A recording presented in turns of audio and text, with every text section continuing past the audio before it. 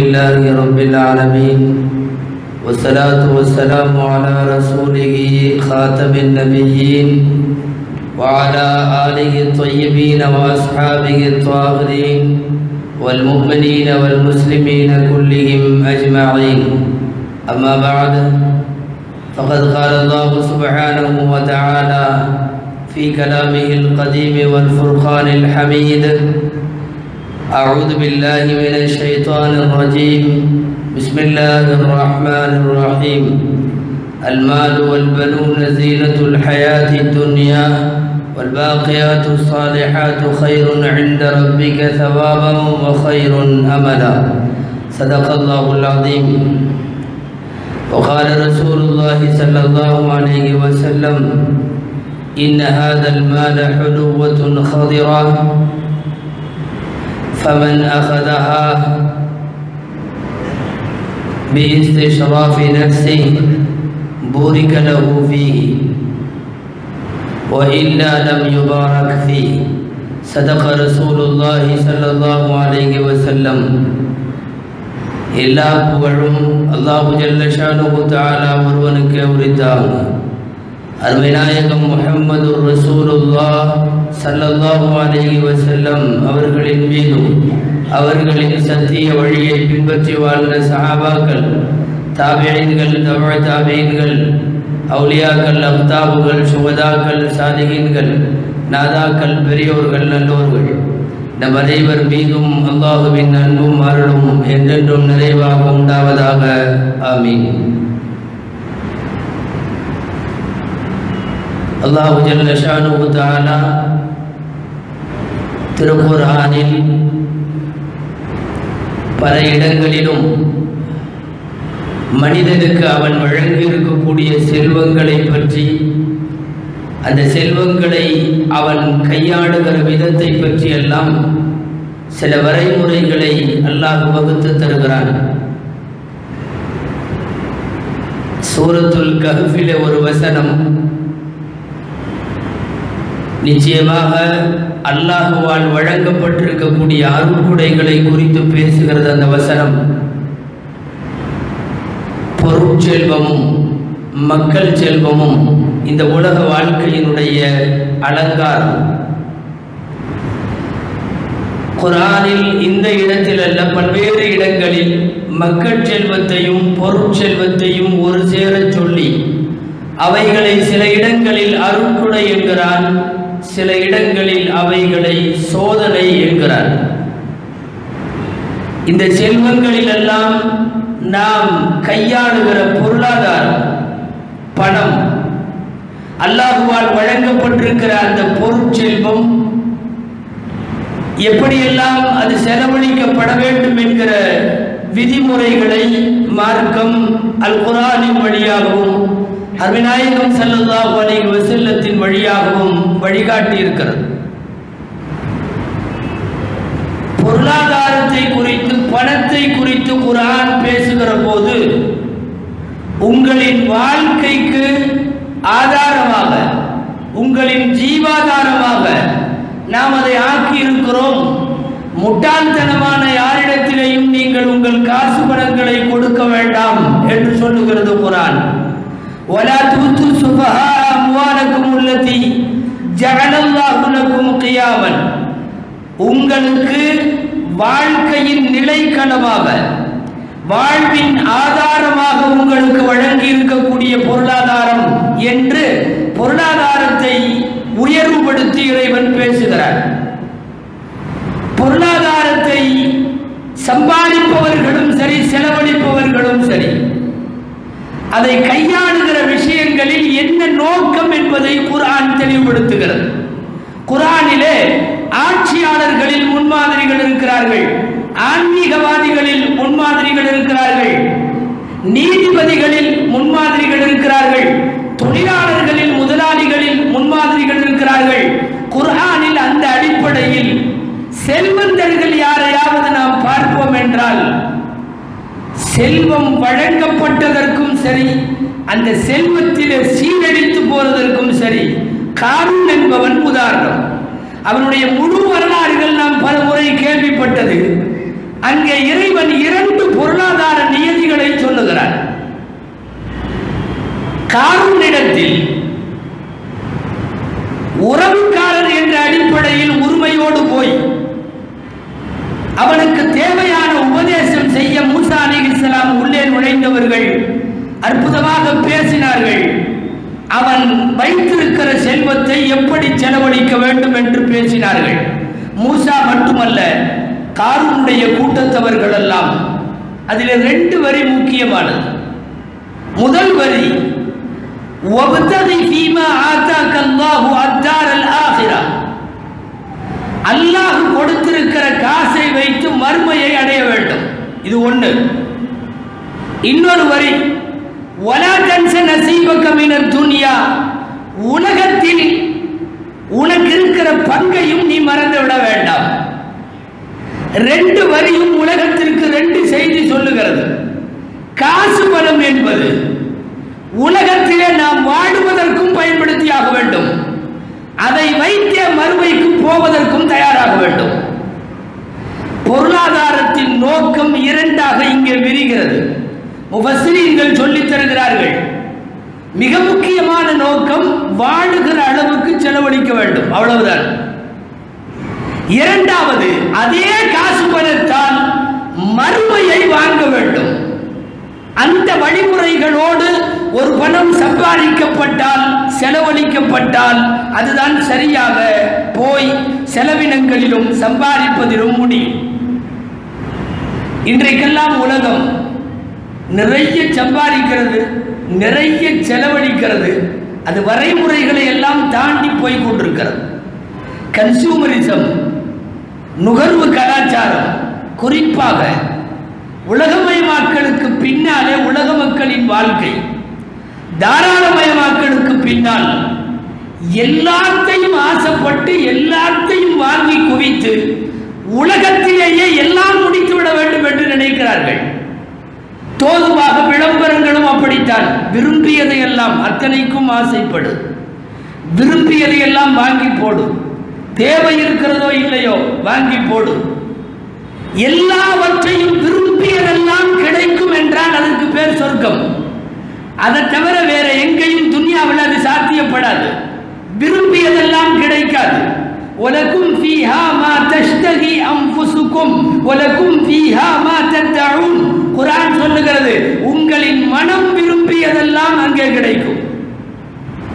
நபிகள் நாயகம் ஸல்லல்லாஹு அலைஹி வஸல்லமின் வார்த்தைகளிலே சொன்னால், சுவனத்தில் மாத்திரம்தான் உங்கள் கண்கள் பார்த்திராத, உங்கள் காதுகள் கேட்டிராத, உங்கள் உள்ளங்கள் சிந்தித்திராத அளவுக்கு உள்ள வெகுமதிகள் ஒரு சேர கிடைக்கிற இடம் நிச்சயமாக சொர்க்கம். ஆனால் இங்கேயே எல்லாவற்றையும் அடைத்துவிட வேண்டும் என்கிற பேராசையில் இந்த நுகர்வின் உச்சத்திற்கு போய் கொண்டிருக்கிறது இன்றைய உலகம்.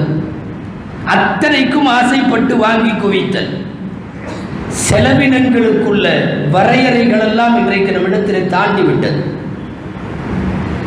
உண்ணுகிற உணவில், உடுத்துகிற உடையில், நம்முடைய வீட்டின் விசேஷங்களில், நாம் எடுத்துக்கொள்ளுகிற பண்டிகைகள், கொண்டாட்டங்களில், இது எல்லாத்திலையும் ஒரு 50 வருஷத்திற்கு முன்னாலே உள்ள மக்களின் வாழ்க்கை எந்த அளவிலே இருந்ததோ அதையெல்லாம் வரம்பு மீறி தாண்டிவிட்டோம். அதனுடைய விளைவை இன்றைக்கு உலகம் பார்த்து கொண்டிருக்கிறது. விளைவுகள் ஒரு பக்கம் இருக்கட்டும், எதிலே செலவழித்தாய் என்கிற கேள்விக்கான பதில் இன்றைக்கு நம் எல்லோரிடத்திலேயும் இல்லை என்றே சொல்லலாம். அந்த முறைகளை எல்லாம் தாண்டி போய் கொண்டிருக்கிறது. சூரத்துல் ஃபுர்கானில் அல்லாஹ் நல்லடியார்களை அறிமுகப்படுத்துகிறார். பல்வேறு வசனங்கள் அவர்களின் நல்ல தன்மைகளை பற்றி பேசுவான். அதிலே ஒரு வார்த்தை இப்படி இருக்கிறது, அல்லதீன இதா அன்ஃபகு லம் யுஸ்ரிஃபு வ லம் யக்துரு. அவர்கள் செலவு செய்தால் வீண் விரயமாக செய்ய மாட்டார்கள், கஞ்சத்தனமாகவும் இருக்க மாட்டார்கள். இந்த இரண்டிற்கும் இடையிலே அவர்கள் இருப்பார்கள். விரயமும் இல்லாமல் கஞ்சத்தனமும் இல்லாமல் இரண்டுக்கும் இடைப்பட்ட அந்த மித வாழ்க்கை தான் நல்லடியார்களின் வாழ்க்கை என்று குர்ஆன் சொல்லுகிறது. ஒரு பக்கம் மிதமிஞ்சி கொட்டிக் கொள்வதும், மறுபக்கம் பட்ட கிடப்பதும். இன்றைய உலகத்தின் ஏற்றத்தாழ்வான பொருளாதார நிலைக்கு கூட இதுதான் காரணம். சுருக்கமாக வார்த்தைகளில் சொன்னால், சில செல்வந்தர்களின் விரயங்கள் தான் பல பேருடைய வயிற்று பசிக்கே காரணம். எம்ஏ அரபிக்குடைய பாடத்திட்டத்தில் ஒரு நீதி போதனை கதை ஒன்று எழுதியிருப்பார்கள். எழுதக்கூடிய கவிஞர் போய் கொண்டிருப்பார் தெருவிலே. ஏதோ சோமாலியாவிலே, போஸ்னியாவிலே, ஆப்பிரிக்காவின் ஏழை நாடுகளிலே இருப்பதை போன்று வயிறு ஒட்டி போய் ரொட்டிக்கு வழி இல்லாமல் ஒருவன் கதரை கொண்டு படுத்திருப்பதை இந்த தெருவிலே பார்த்து கொண்டே போவார். அடுத்த தெருவுக்கு போகிற போது அங்கே ஒருவன் மூக்கு முட்டை சாப்பிட்டு வயிறு நிறைந்து போய் வெளியேற்றவும் வழி இல்லாமல், உள் வைத்துக் கொண்டிருக்கவும் வழி இல்லாமல், வாந்தி எடுப்பதற்கு அவன் படாத பாடுபட்டு கொண்டிருப்பான். போகிற போக்கில் கவிஞன் சொல்லுவதாய் கடைசியிலே அந்த கதை இப்படி முடியும்: இந்த தெருவில் இருப்பவனுடைய வீண் விரயம் அடுத்த தெருவுக்காரனை ரொட்டிக்கு வழியின்றி அவனை ஒட்டிய வயிறோடு பட்டினியாய் போட்டிருக்கிறது என்று முடியும். உலகத்திலே இருக்கிற ஒரு குறிப்பிட்ட கூட்டத்தினுடைய வரம்பு மீறல்கள் தான் மறுபக்கம் இருக்கிற மக்களினுடைய பட்டினி சாவுகள். வயிற்றுக்கு இல்லாமல் நிறைய பேர் வாழுகிறார்கள் என்றால், வளமான வாழ்க்கையை பெற்றுவிட்டோம் என்று பொருளாதாரத்தால் ஆட்டம் போடுகிற சில பேரினுடைய உச்சகட்ட விரயங்கள் தான் இது போன்ற பட்டினி கொடுமைகளுக்கு காரணம். இன்றைக்கு எல்லாரும் அந்த செலவு முறைகளில் வரன்களை தாண்டிவிட்டோம். யோசித்து பார்க்கலாமே, நம்முடைய செலவுகள் குறிப்பிட்ட வரம்புகளுக்குள் இருக்கிறதா? தேவைக்குத்தான் செலவு செய்கிறோமா? நாம் வாங்குகிற பொருட்கள் எல்லாமே அத்தியாவசியம் தானா? அது இல்லாவிட்டால் நம்மால் முடியாது என்கிற பொருளை மட்டும்தான் வாங்குகிறோமா? இன்றைய உலகத்தில் கடன் இல்லாதவர்கள் யாரும் இல்லை என்கிற அளவுக்கு ஆகிவிட்டது. வங்கிகளும் சரி, வணிக நிறுவனங்களும் சரி, வா கடன் தருகிறோம் என்று சொல்லி சொல்லி சொல்லி எல்லாருக்கும் கடனை கொடுத்து கடனாளியாக்கி அத்தனை பேரும் யாருக்காவது கப்பம் கட்டுகிறோம். அடிப்படை தேவைக்கு வாங்கப்பட்ட கடன் அல்ல, அற்ப செலவுகளுக்காக வாங்கப்பட்ட கடன், போலி கொண்டாட்டங்களுக்கு வாங்கப்பட்ட கடன். எல்லாவற்றிற்கும் வழிமுறை சொல்லித் தருகிற மார்க்கம் கடனிலே மட்டும் வழிகாட்டவில்லையா? கடனுக்கு இங்கே வழிகாட்டல் இருக்கிறது. என்ன தெரியுமா? வயிற்று பசி போன்ற அத்தியாவசிய தேவைக்கு காசு இல்லை என்றால் கடன் வாங்கலாம். கடன் வாங்கலாம். அதை எழுதி வைத்துக் கொண்டு வாங்க வேண்டும். எப்போது திருப்பி செலுத்துவது என்கிற தவணைகள் சொல்லியாக வேண்டும். இப்படியெல்லாம் கடனுக்கான வழிகாட்டல் உண்டு. இன்றைக்கு நாம் வாங்குகிற கடன் எல்லாம் உண்மையாகவே அத்தியாவசிய செலவுகளுக்குத்தான் வாங்கப்படுகிறதா என்பது இங்கே யோசிக்கத்தக்கது. ஒரு வீடு நன்றாக இருப்பவன் இரண்டாவது வீட்டுக்கு கடன் வாங்குகிறான். ஒரு கடை நன்றாக ஓட்டிக் கொண்டிருப்பவன் இன்னொரு கடைக்கு கடன் வாங்குகிறான். அவனுக்கு இருக்கிற பல்வேறு வரி பிரச்சனைகளை சமாளிக்க கடனை வாங்கி ஒரு கடன் பற்றை எப்போதும் வைத்துக் கொள்ளுகிறான். எல்லா இடங்களிலும் கடன் வாங்குபவர்கள் இன்றைக்கு பட்டினிக்கு வாங்கவில்லை, உடைகளுக்காகவோ உணவுகளுக்காகவோ வாங்கவில்லை, அத்தனையும் அனாவசியங்களுக்காக. உலகம் கடனில் இன்றைக்கு மூழ்கி போயிருக்கிறது என்று சொல்லலாம். நம்முடைய நுகர்வு கலாச்சாரத்தில் செலவினங்கள் எல்லை தாண்டி போய்கொண்டிருக்கிறது என்பதைத்தான் நாம் இங்கு சுருக்கமாக சிந்திக்க வேண்டும். ஷாப்பிங் இன்றைக்கு ஒரு ஃபேஷனாக, அது ஒரு கலாச்சாரமாக மாறி இருக்கிறது அல்லவா? இன்றைய ஷாப்பிங்களுக்கு பெயர் என்ன தெரியுமா? தேவையான பொருட்களை வாங்க யாரும் போகவில்லை, கண்ணிலே கண்டதை வாங்க போகிறார்கள், வந்திருப்பதையெல்லாம் வாங்க போகிறார்கள்.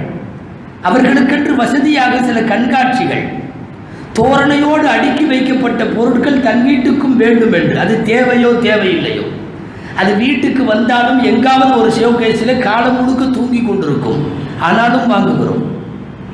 சீட்டு எழுதி வைத்து கொண்டு கடைக்கு போன காலமெல்லாம் போய்விட்டது. எந்த சீட்டும் இல்லாமல் போய் அப்படியே கிடைப்பதை எல்லாம் அள்ளி கொண்டு போவது. உள்ளே போன உடனே ஒரு ட்ராலி வேற கொடுத்துட்றாங்க நம்ம கையில், ஒரு வண்டியை. எதற்கு தெரியுமா? தேவை உள்ளதை நீ வாங்க போகல, அதனால எடுத்து எடுத்து போட்டுக்கிட்டே வா, கடைசியில் பில் தருகிறோம். வாங்கி குவிக்கிற இந்த ஷாப்பிங் இன்றைக்கு மிகப்பெரிய நடுத்தர குடும்பங்களை கூட தொற்றிவிட்டதல்லவா? இது அத்தனையும் நாம் சம்பாதிப்பது மட்டுமல்ல, செலவினங்களில் வரம்புகளை மீறி கொண்டிருக்கிறோம் என்பதற்கு அர்த்தம். ஒரு காலத்தில் இந்த செலவுகள் இல்லை என்பது மட்டுமல்ல, ஆச்சரியம் என்னன்னா, நிறைய குழந்தைகள் இருந்தார்கள் வீடுகளிலே, நிறைய குழந்தைகள். ஒவ்வொரு பெற்றோருக்கும் 7 குழந்தை, 8 குழந்தை, 10 குழந்தை. இன்றைக்கும் சிலர் பெருமையோடு என்னோடு பிறந்தவர்கள் 12 பேர் என்று சொல்லுவது உண்டு. நிறைய குழந்தைகள், பாசம் சம அளவில் இருந்தது. செலவுகளுக்கோ வரம்பு மீறிய விரயங்களுக்கோ அந்த குழந்தைகள் பழக்கப்படவில்லை. ஆனால் இன்னைக்கு இருக்கிறது 2 அல்லது சில வீட்டில் 1. ஆனால் ஆகிற செலவு என்ன தெரியுமா? ஒரு காலத்தினுடைய 10-12 குழந்தைகள் இருந்த வீட்டில் இல்லாத செலவு 1 1 2 2 என்று வைத்துக் கொண்டு அவர்கள் கை நீட்டுவதெல்லாம் வீட்டு அலமாரிக்கு வருகிறது. எதை கை நீட்டினாலும் வாங்கி தருவதற்கு இன்றைக்கு தயாராகிவிட்ட பெற்றோர்கள். நிறைய குழந்தைகள் இருந்த போது கண்டிப்பு இருந்தது. இந்த 2 குழந்தைகள் 1 குழந்தை இப்படி எல்லாம் ஆன போது கண்டிப்பு இல்லை. கோபித்துக் கொள்ளுவானோ, என்னமாவது செய்து விடுவானோ, எங்காவது ஓடி விடுவானோ என்றெல்லாம் ஏராளமான குழந்தைக்கு பயந்து வாழுகிற பெற்றோர்கள் கை நீட்டியதெல்லாம் வாங்கி கொடுக்கிறார்கள். கை நீட்டியதையெல்லாம். அதிகமான குழந்தைகள் இருந்த போது இந்த செலவில்லையே. கிழிந்த துணியை அடுத்த ரம்ஜான் வரைக்கும் தைத்து உடுத்திய போன தலைமுறை இன்னைக்கு யாரு? கிழிந்த சட்டையை தைத்து உடுத்துவது நம்மளே யார் இருக்கிறோம்? 100% பார்த்தால் அதிகம். கிழித்து போன சட்டையை தைத்து உடுத்துவதில்லையே.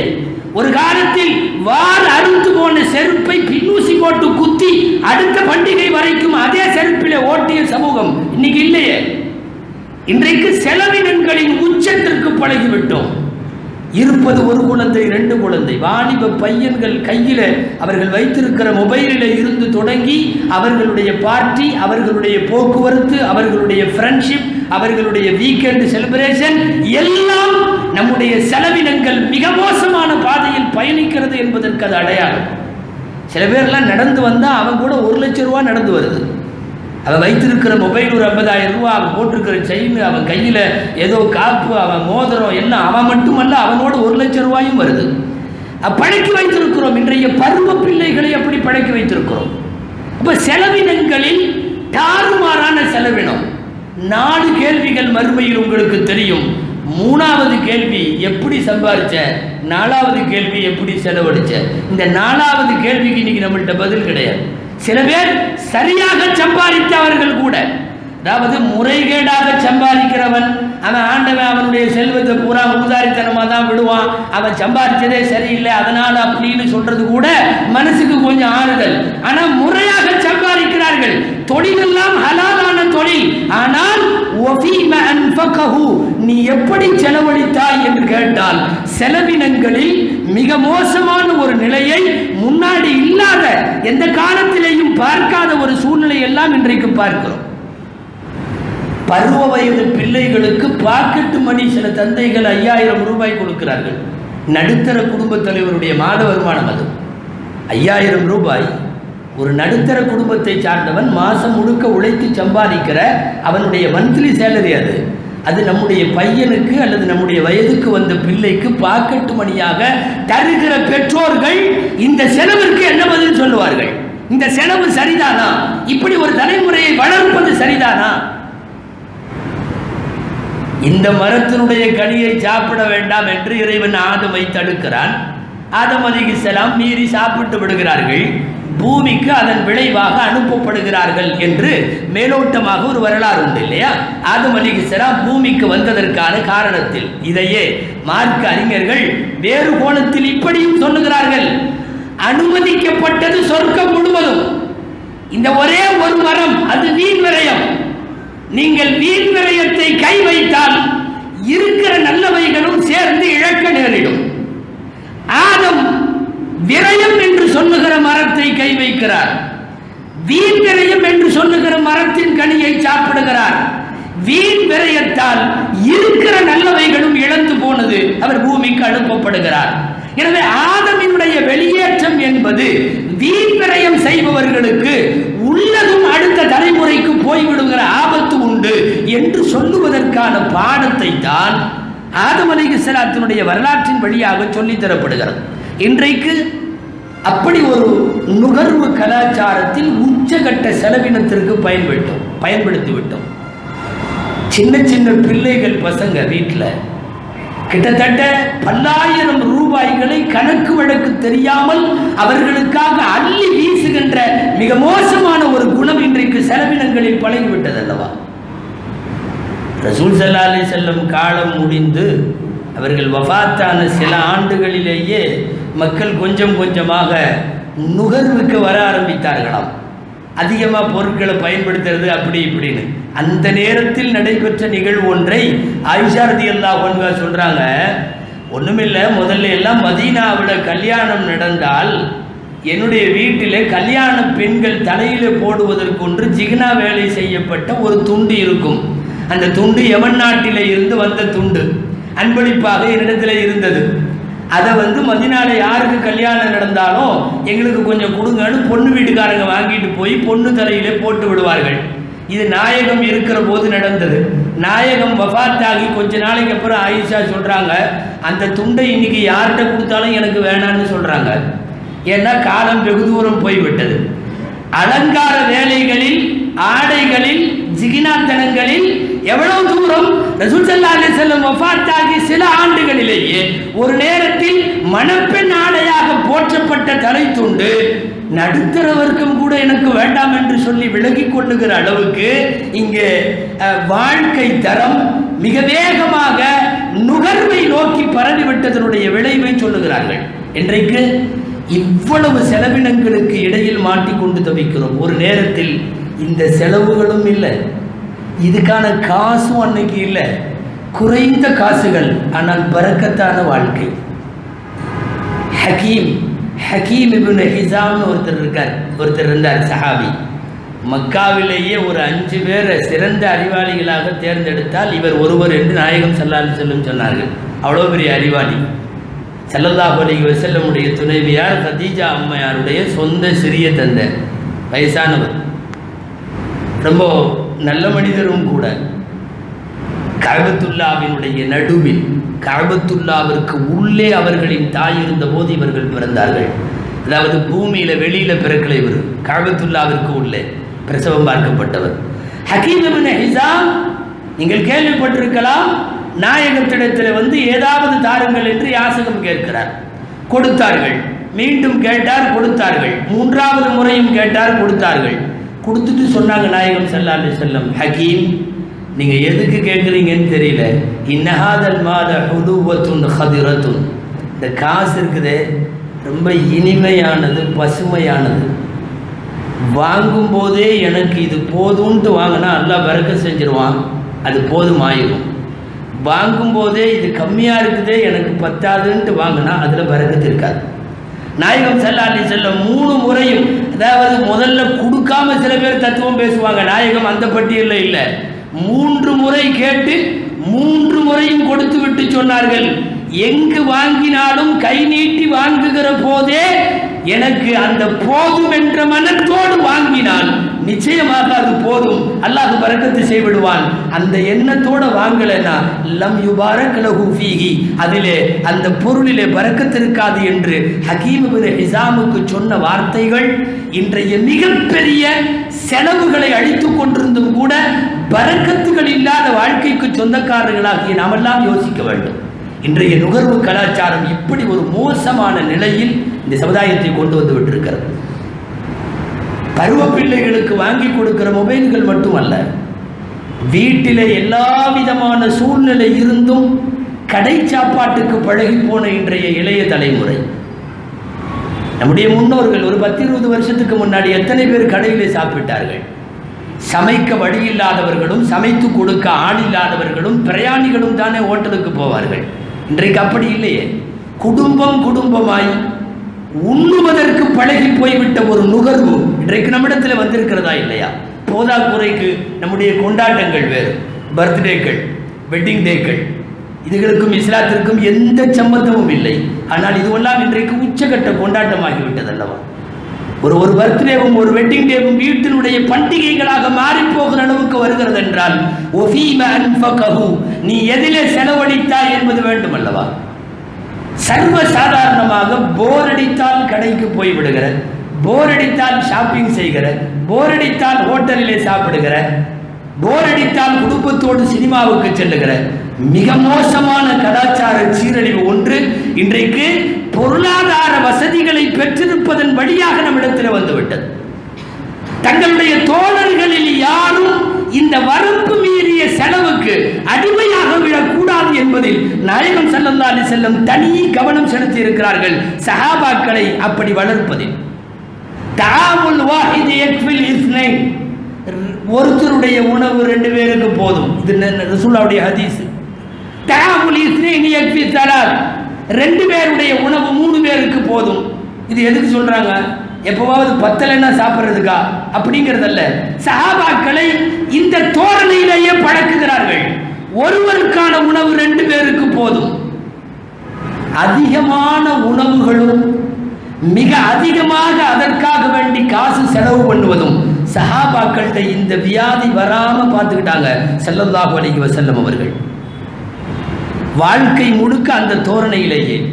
இதற்கு முதல் தேவை என்ன தெரியுமா? அவர்கள் அப்படி வாழ்ந்தாக வேண்டும், செய்தார்கள் ஸல்லல்லாஹு அலைஹி வஸல்லம். கிழித்து போன ஆடையை தைத்து உடுத்திய ஹதீசுகள் நமக்கு முன்னாலே இருக்கிறது. நபி ஸல்லல்லாஹு அலைஹி வஸல்லம் பாயிலே படுத்து முதுகிலே பாயின் அச்சு படிந்தது ஹதீசுகள் இருக்கிறது. கான யதவல்லவு பில் முத்தி வயர்தஸிலு பிஸ்ஸா, ஒரு குவளையிலே ஒது செய்வார்கள், ஒரு பக்கெட்டிலே குளிப்பார்கள். இன்னைக்கு நாம 4 பேர் குளிக்கிறதுல தான் ஒதுவே செய்யறோம். 10 பேர் குளித்து விடுகிற தண்ணீர். நான் சொல்ல வருவது செலவினங்கள் மாத்திரமல்ல, இஸ்ராஃப் வீண் விரயம் என்பது நுகர்வு கலாச்சாரத்தில் இவ்வளவு தூரம் நம்மிடத்தில் வந்துவிட்டது. பயன்படுத்துகிற தண்ணீரிலே இருந்து அத்தனையிலே. சமீபத்தில் மிஷ்காத்திலே வந்த ஹதீஸ், அசருக்கு பின்னாலே போய் கொண்டிருக்கிற போது உயரமான குப்பாவுடைய ஒரு வீட்டை பார்த்துவிட்டு நாயகம் திரும்பி வந்து விடுவார்கள். அதிருப்தியால் வீட்டுக்காரரிடம் தகவல் சொல்லப்பட்டு அவர் நேராக வந்து இந்த பக்கம் அந்த பக்கம் என்று சலாம் சொல்லுவார். எந்த சலாமுக்கும் பதில் இல்லை. போனவர் கையோடு அந்த குப்பாவோடு சேர்த்து வீட்டை இடித்து விட்டு வருவார். 1-2 தினங்களை கழித்து நாயகத்தை சந்திக்கிற போது நாயகம் ஸல்லல்லாஹு அலைஹி வஸல்லம் வீண் விரயத்தினுடைய விபரீத விளைவுகளை அவருக்கு எடுத்து சொல்லுவார்கள். ஹதீஸ் இருக்கிறது. கணவனுக்கு ஒரு அறை, மனைவிக்கு ஒரு அறை, பிள்ளைகளுக்கு ஒரு அறை, விருந்தாளிகளுக்கு அறை, எதுவெல்லாம் தேவையோ அத்தனை அறைகள் வைத்துக் கொள்ளுகிற பிரம்மாண்ட வீடு தப்பில்லை. ஆனா பயன்பாட்டில் இல்லாமல் 4வது ஒரு அறை இருந்தால் அந்த அறை ஷைத்தானுக்கான அறை என்றார்கள் ஸல்லல்லாஹு அலைஹி வஸல்லம். இது என்ன தெரியுமா? நீங்கள் வீண் விரயத்தில் வரம்பு மீறி போய்விடாதீர்கள் என்பது அர்த்தம். தேவையா? எத்தனை பேருக்கு அறை வேண்டுமானாலும் அத்தனை அறைகளை மார்க்கம் அனுமதிக்கிறது. பூட்டி வைத்திருக்கிற அறைகள் ஷைத்தானுக்கு என்றால் இனி உள்ளூர் வீடு போக ஒதுக்குப்புறத்தில் வீடுகள், வாரத்தில் 1 நாள் தங்குவதற்கான கெஸ்ட் ஹவுஸுகள், ஆங்காங்கே தோப்பு வீடுகள், பண்ணை வீடுகள், தப்பு செய்வதற்கென்று சில இடங்கள், இப்படியெல்லாம் இடங்களை வளைத்து போடுகிறவர்கள் 4வது இருக்கை ஷைத்தானுக்கானது என்கிற வார்த்தை யோசிக்க வேண்டும் அல்லவா? அருமைநாயகம் ஸல்லல்லாஹு அலைஹி வஸல்லம் இந்த கோணத்திலேயே தங்களினுடைய சஹாபாக்களை அந்த கோணத்திலேயே கொண்டு போனார்கள். சஅத் இப்னு அபி வக்காஸ் ரலியல்லாஹு அன்ஹு ஒது செய்து கொண்டிருக்கிற சஅதை பார்த்து சொன்னார்கள் அல்லவா, லா துஸ்ரிஃப் ஃபில் மா, ஒது செய்யறதுல இஸ்ராஃப் செய்யாத. அவர் கேட்டே போட்டார், அஃபில் உதுவி இஸ்ராஃபுன் யா ரசூலல்லாஹ், ஒதுவுல கூடவா வீண் விரயமெல்லாம் இருக்குது?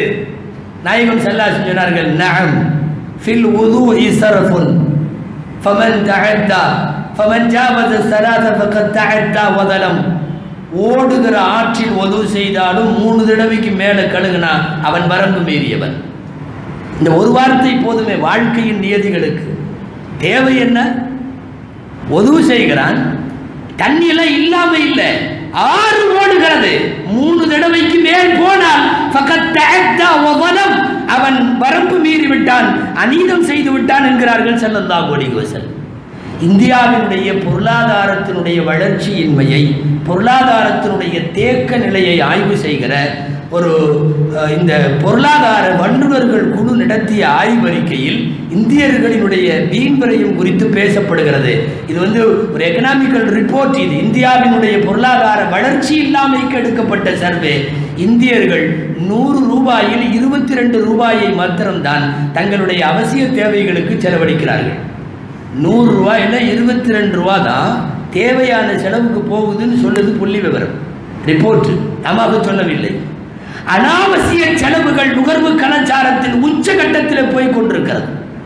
10 ரூபாய்க்கு வீட்டுக்கு பக்கத்தில் குடிக்க வேண்டிய காப்பியை 150 ரூபா கொடுத்து ஒரு இருட்டு ஓட்டலுக்குள்ள அங்கே அவன் தண்ணி தனியாக பால் தனியாக சர்க்கரை தனியாக வச்சிடறான். 150 ரூபாயை பில் கட்டி குடித்து விட்டு வருகிற பெருமையும் பகட்டும் என்னவென்று சொல்லுவது. சில பேருடைய பகட்டுகள் தான் பல பேரின் பட்டினிகளாய் இங்கே பரிணமித்துக் கொண்டிருக்கிறது. போதாக்குறைக்கு விளம்பரங்கள் வேறு. கடன் வாங்கி எல்லாம் செய் என்கிற விளம்பரம். உனக்கென்று ஒரு சொந்த வீடு வேண்டாமா என்று கொட்டை எழுத்துல போடுவான். வங்கியிலே வாங்கி அவர் அதற்கு பிறகு வாழ்க்கையையே வீணாக்கி விடுகிறார். நிறுவனங்கள் தங்கள் பொருட்களை தயாரிக்க செலவழிப்பது 50% உற்பத்தி செலவு, அதே 50% விளம்பர செலவு. இன்றைக்கு கார்பரேட் கம்பெனிகளுடைய யுக்தி நடுத்தர மக்களையும் குறிவைக்கு செய்யப்படுகிற இந்த நுகர்வு கலாச்சாரத்தினுடைய அலைகளுக்குள்ள சிக்கிக் கொள்ளக்கூடாது. அல்லாஹ்விடத்தில் மிக முக்கியமான கேள்வி அது. எப்படி சம்பாதித்தாய் என்பது மட்டுமல்ல, எப்படி செலவழித்தாய் என்பதும். எனவே பொருளாதார நோக்கங்களாக 2 நோக்கங்கள் குர்ஆனிலே சொல்லுகிறது. அந்த 2ம் கவனமாக கையாளப்பட வேண்டும். ஒன்று, இருக்கிற துனியாவில் வாழுவதற்கு உனக்கு பணம் தேவை, அந்த அளவுக்கு மட்டும் அதை பயன்படுத்து. இதே உலகத்தில் உனக்கு தரப்பட்டிருக்கிற காசை வைத்து மறுமையையும் நீ இதே காசில் தான் வாங்கியாக வேண்டும். மறுமையை வாங்க உன் பணத்தை பயன்படுத்து என்பதுதான் திருக்குர்ஆன் சொல்லுகிற பொருளாதார சூத்திரம். எல்லாம் அல்லாஹ் ஜல்ல ஷானுஹு தஆலா எல்லா வர்க்க ரீதியாகவும் நடுத்தர வர்க்கங்கள், ஏழைகள், வசதி வாய்ப்புள்ளவர்கள் யாராக இருந்தாலும் விரயமான செலவுகளில் இருந்தும் வரம்பு மீறிய இந்த தடபுடல்களில் இருந்தும் எல்லாம் வல்ல இறைவன் நம் அனைவரையும் பாதுகாப்பானாக. ஆமீன். வாஹிர் தஅவானா அல்ஹம்துலில்லாஹி ரப்பில்